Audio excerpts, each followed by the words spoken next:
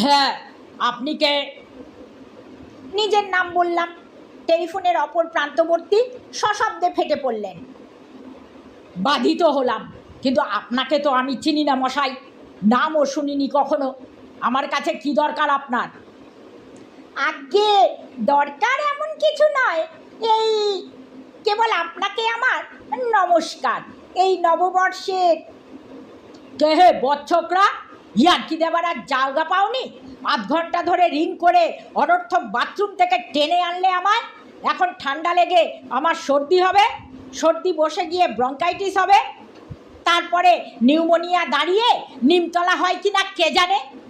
হায় হায় হায় হায়, তোমার মতন গুন্ডার পাল্লায় পড়ে অবশেষে আমি বেঘরে মারা পড়লাম।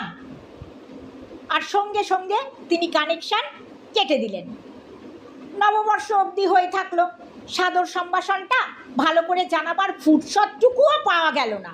সে অবকাশটুকুও তিনি দিলেন না আমায়। আবার ডাক দিতে হলো ভদ্রলোককে।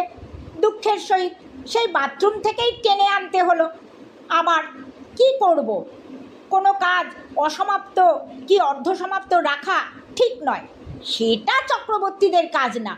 বিশেষ করে আজকের দিনে কারো সঙ্গে নতুন বছরের প্রথম খাতির জমাতে গিয়ে অখ্যাতি লাভটা যেন কেমন।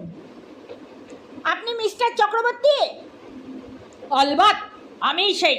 তুমি কোন বেয়াক্কেলে? আজ্ঞে, আমি আমি আমতা আমতায় দ্বিধা ভরে বলতে চাই। একটু আগেই তো আমার জবাব দিয়েছি, আবার কেন? আচ্ছা তেদর তো। এই বলে সশব্দে তার রিসিভার ত্যাগ করলেন। সকর্ণেই শুনতে পেলাম। আমাকে পরিত্যাগ করে আবার তার বাথরুমেই প্রস্থান করলেন বোধহয়। না, উনি ওর জীবনকে সমুজ্জ্বল করতে উৎসুক নন।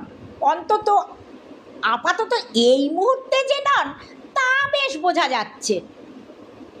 তালিকার তৃতীয় ব্যক্তিকে ধরে টানি এবার।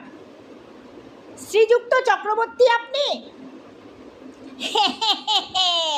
ঠিক ধরেছেন। আপনি কে? আজ্ঞে, আমিও আরেক শ্রীযুক্ত। আজ্ঞে হ্যাঁ, চক্রবর্তী। জুৎসই হয়ে জানিয়ে দিই। ও তাই নাকি?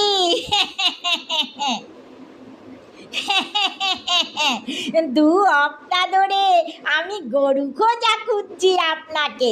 সেই যে আপনি কেটে পড়লেন দালালির টাকাটা মেরে দিয়ে, তারপরে